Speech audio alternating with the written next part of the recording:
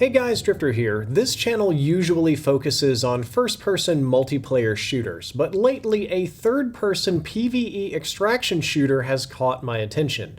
That game is Arc Raiders. Arc Raiders had a public beta that was extremely popular and, to me, extremely impressive. Not only was it a good-looking game, but it had an interesting story and played well too.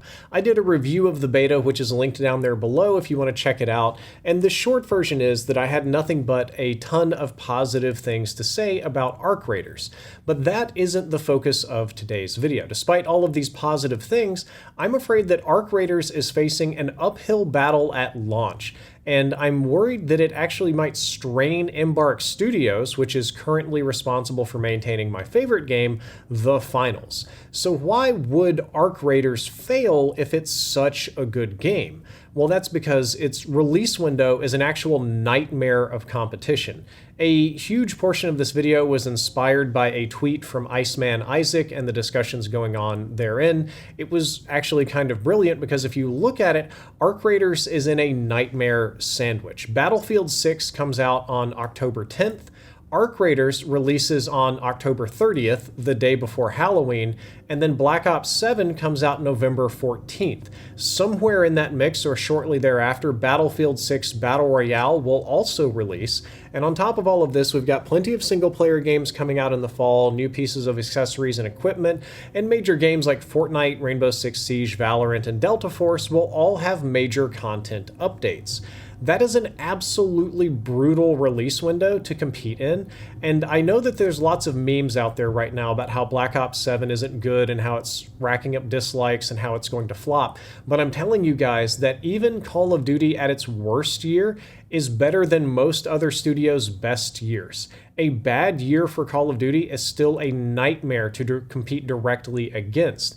It's still considered an uphill battle for Battlefield 6 this year. Like, for all of the hype and the insane views and the pre-order and the goodwill or whatever, Battlefield is still the underdog compared to Black Ops 7 if you look at historical trends, because no matter how good a Battlefield game has been, Battlefield games have really never beaten Call of Duty in terms of player base for more than a few months at a time. And I'm really worried that Arc Raiders is going to get lost in the wash a lot like The Finals did. So to pull back to The Finals, when The Finals first came out, it was an extremely hype game that was #1 on Twitch and #1 on stream for a month or so. I think it had something like 400,000 plus concurrent players peaking just on Steam, not including consoles. Everybody was streaming it, everybody seemed to be loving it, and it seemed like it was going to be the next big thing. Then Helldivers 2 came out. And several other popular games from big studios came out immediately thereafter, and then other games got new seasons. And within a month or two, The Finals had fallen off and sunken into nearly oblivion in terms of player base. Even now, it's averaging around 20,000 players on Steam, which is about 5% of its launch week hype. I'm grateful that Embark Studios has been able to continue to support the game, and I'm also grateful that thanks to the efforts of various YouTubers like Kelski and Moist Critical, that it's finally getting the attention it deserves and has begun to grow again. But even still, that is a brutal fall from grace, and there's no way that was good for the studio's bottom line.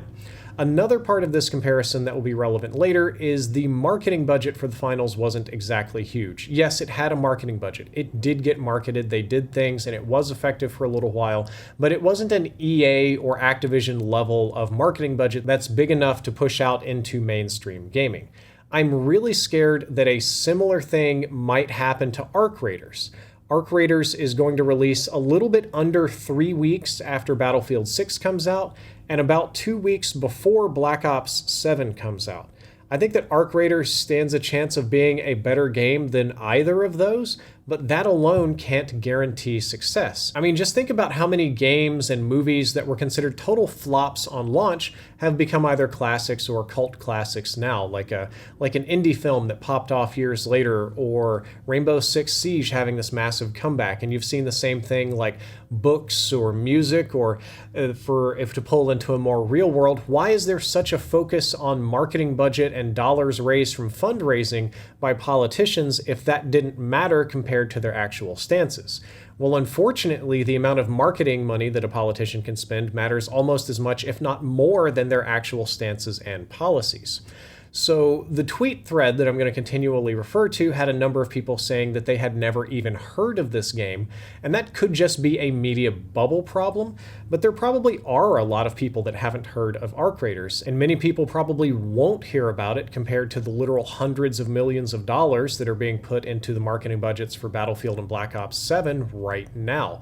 Those two games are probably going to spend twice as much money on their marketing budget as Embark is going to be able to spend on both creating and marketing this game. To drive the point home, and this comes from the Twitter thread, there was a Google Trends search results comparing all three games, and let's just say that Arc Raiders did not compete compared to the others. Now, when the beta came out, it did get a lot of players and a lot of viewership and a lot of positivity and praise. So there's a lot to look forward to there, but that's going to be difficult to sustain when you're getting hammered by waves and waves of tens or hundreds of millions of dollars of marketing budgets and paid streamers and other things going on for COD and Battlefield. Now, Arc Raiders does have an advantage in that they are a $40 game, whereas Call of Duty is $70 this year, and I think Battlefield is $80 this year. It's a little bit difficult for me to mentally keep track of all the game prices these days because no company quite knows what to price their product in the age of ever-changing tariffs and unpredictable inflation. It also doesn't help that every game company on the planet is offering at least 3 different versions of their games with different prices, so it's all kind of running together for me in a bad way. But yes, Arc Raiders is set to be about half the price of its competition. It really works well in their advantage because if people only have a limited amount of money to spend, they're most likely going to choose the most prudent choice. Like, what is the most bang for my buck? What is the most entertainment for my dollar that I can get out of? And for the most part, a really well-made $40 game is usually better than a AAA $70 or $80 game that's likely to be buggy at launch. And I think that's also a really good strategy for this type of game because having a barrier to entry keeps a lot of the free-to-play cheaters out of the game. It guarantees that the studio gets an initial boost of funding, and then the long run of the game will probably be funded through battle passes and various microtransactions.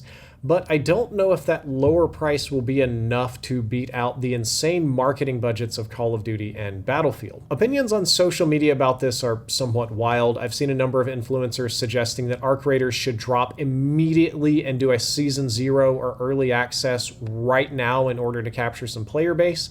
I personally don't think that's a good idea because it would shave off a fair bit of development time and inevitably lead to a lesser product at launch.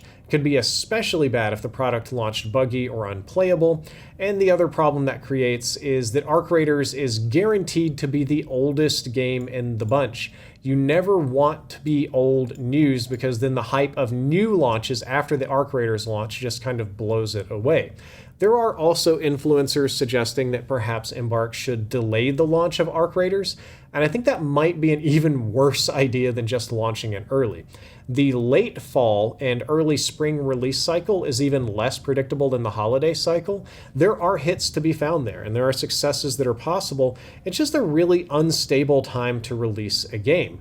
And fans do tend to get rather upset when games get delayed over and over again, a la Cyberpunk 2077. Because if a game gets delayed and it comes out and it's not perfect, fans are going to be even more mad.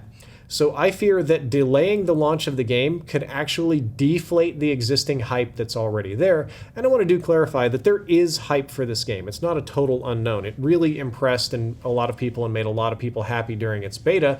But I think if that got delayed for too long, that goodwill might sour. I believe that Embark Studios is really in a pickle with this one. It's a true gaming version of a David versus Goliath moment if David had to fight multiple Goliaths in a row in like a reverse bear pit or something. I spent a lot of the time in this video talking about the marketing and release cycle of Arc Raiders and said very little about the game itself.